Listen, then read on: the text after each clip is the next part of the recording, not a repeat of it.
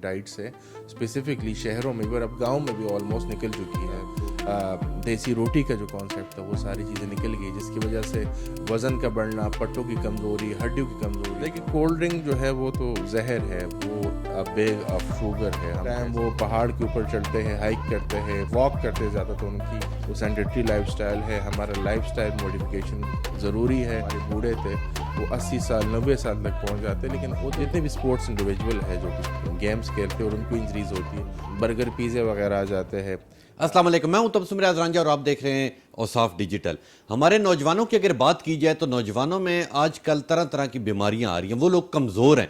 इसी हवाले से, क्योंकि अब मौसम भी सर्दियों का आ रहा है, तो इसी हवाले से हमारे साथ डॉक्टर एजाज अली साहब मौजूद हैं, इनसे बात करते हैं। अस्सलाम वालेकुम। वालेकुम अस्सलाम। बहुत शुक्रिया एजाज साहब, आपने वक्त दिया। एजाज साहब, सबसे पहले मुझे ये बताएं कि गांव देहात में चले जाएं तो वहाँ 80 साल के जो बड़ी एज के लोग हैं वो भी ठीक हैं, मगर अगर शहरों की बात की जाए तो यहाँ 30 साल 35 साल 40 साल के जो नौजवान हैं उन्हें कभी घुटनों के दर्द होते हैं, कभी कोई दर्द होता है। इसकी क्या वजह?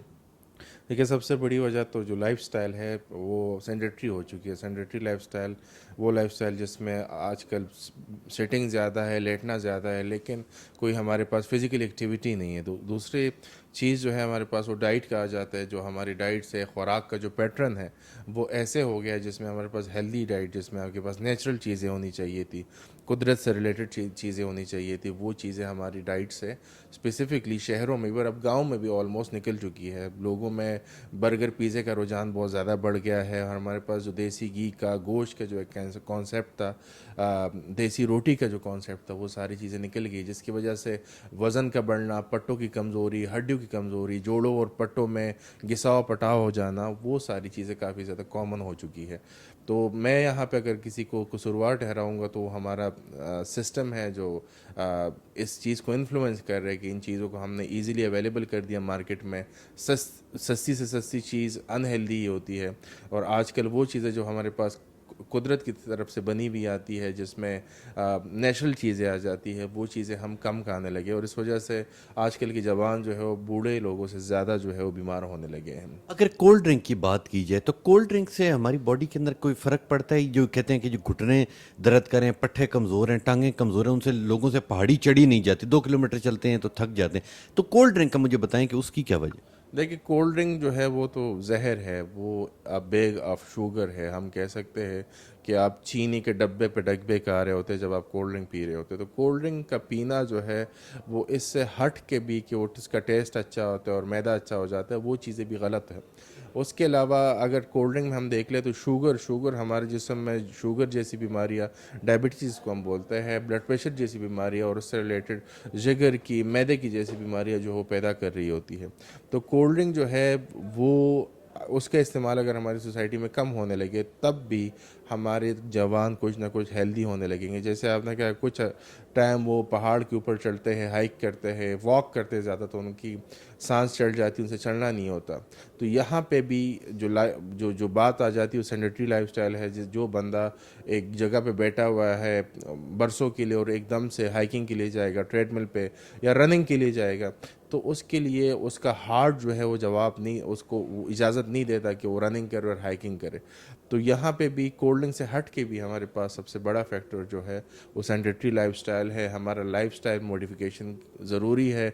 हमें अपने जवानों को इसके बारे में तालीम देनी चाहिए, हमारे मीडिया को, हमारे लीडरशिप को भी इसमें आगे आना चाहिए। ऐसे मुहिम चलानी चाहिए जिसमें जो हमारे जवान हैं वो फ़िज़िकल तौर पर जो है वो इंगेज हो और वो इसमें इंटरेस्ट ले, ताकि वो इस सेडेंटरी लाइफस्टाइल से निकले और एक हेल्थी लाइफस्टाइल की तरफ जाए। अगर हम देखें तो बाहर के मुल्क में जो लाइफ एक्सपेक्टेंसी है, लाइफ एक्सपेक्टेंसी हम बोलते हैं कि एवरेज शरह की जो मौत है वो 60 से 70 पे चली गई है। हम अमेरिका की बात करते हैं 60 साल से 70 पे। हमारे यहाँ जो है वो 2 साल और भी कम हो गया, 58 साल की उम्र में हमारे पास फोतिया ज़्यादा हो रही है। रीज़न क्या है? हमारा लाइफस्टाइल है। उसके अलावा अगर देही साइड पे हम चले जाए तो देहाती एरियाज़ में भी ये मसला बहुत ज़्यादा चल रहा है कि तब पहले वहाँ पे जो हमारे बूढ़े थे वो 80 साल 90 साल तक पहुँच जाते, लेकिन उधर भी आजकल ये नहीं रहा। वहाँ पे भी लोग जल्दी बीमार हो जाते हैं, कार्डियक अरेस्ट से, स्ट्रोक से, वो जल्दी उनकी शरह मौत बढ़ रही है। ریزن کیا ہے کہ وہاں پہ مہنگائی کی وجہ سے جو سب سے سستی چیز ہے لوگ اس کو خریدنے کی کوشش کرتے ہیں. تو جو بھی سستی چیز ہوگی وہ ہیلدی نہیں ہوگی. وہ 40 روپے کے لحاظ سے گھی خرید رہے ہوتے ہیں, وہ جو آٹا استعمال کر رہے ہوتے ہیں بہت لو کوالٹی کا. پہلے یہ ہوتا تھا کہ ہم گھی اپنا بنا رہے, آٹا اپنا بنا رہے. اب وہ گاؤں میں سے بھی وہ رجحان ختم ہو گیا ہے, لوگ جو ہے زیادہ انہیلدی ڈائٹ کی طرف جا رہے ہیں. تو آپ خود جو فیزیو کرتے ہیں, فیزیو تھراپسٹ, وہ کون کون سے کرتے ہیں؟ میں اسپورٹس اینڈ آرتھوپیڈک کو دیکھتا ہوں. اسپورٹس مین جو کرکٹ ٹیم, فٹ بال ٹیم, ہاکی کی ٹیم کے پلیئرز ہو گئے, جتنے بھی اسپورٹس انڈیویجول ہے جو کہ گیمز کھیلتے ہیں اور ان کو انجریز ہوتی ہے, ان کی انجریز ان سوالوں سے ہٹ کے ہوتی ہے کیونکہ وہ تو کسی پوزیشن کی وجہ سے, فال کی وجہ سے, ریپیٹیٹیو موومنٹ کی وجہ سے ہو سکتی ہے. اس کے علاوہ میں آرتھوپیڈک کے جو ٹریٹمنٹس ہیں جیسے گھٹنوں کے مسائل ہو گئے, پٹوں کے, جوڑوں کے, جو بڑھاپے میں نارملی سٹارٹ ہو جاتے ہیں, کبھی کبھی ینگ ایج میں بھی سٹارٹ ہو جاتے ہیں, ان لوگوں کی میں ٹریٹمنٹ کر رہا ہوتا ہوں.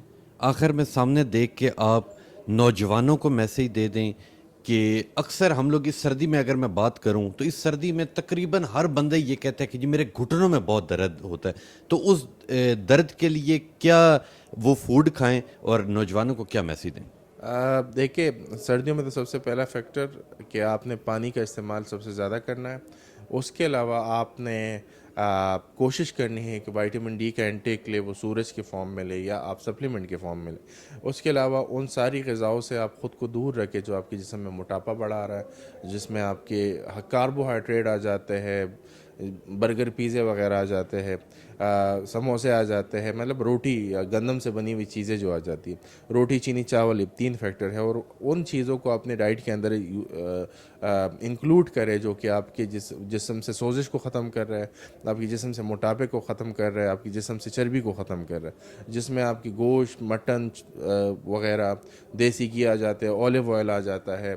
تو ان ساری چیزوں کو اپنے, اور پانی کا استعمال اس کے ساتھ بہت ضروری ہے. سردی میں ہماری عادت ہے پانی کا استعمال ہم چھوڑ دیتے ہیں اور اس کی وجہ سے بھی بیماریاں, پٹوں کے, جوڑوں کے مسائل کافی بڑھ جاتے ہیں. پانی کا استعمال, وائٹامن ڈی کا انٹیک اچھا رکھے, روٹی, چینی, چاول سے استعمال کرے, اور جو نیچرل سورس ہے فوڈ کا اس کو زیادہ یوز کرے. اگر گھٹنے میں درد نکلے تو اکثر ہماری طرف تو لوگ اس کے اوپر پٹی باندھ لیتے ہیں, تو پٹی باندھنی چاہیے؟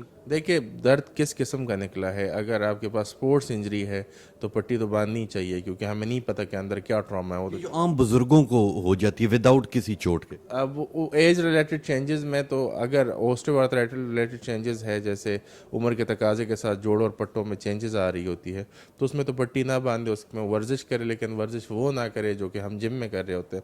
اس کے لیے آسان ورزشیں ہوتی ہے, جو بھی آپ کے قریبی فزیو تھراپسٹ ہے اس سے جا کے کنسلٹ کرے, وہ آپ کو بتائے گا کہ کون سی ورزش آپ کے لیے اس میں مفید ہے. بہت شکریہ اعزاز صاحب.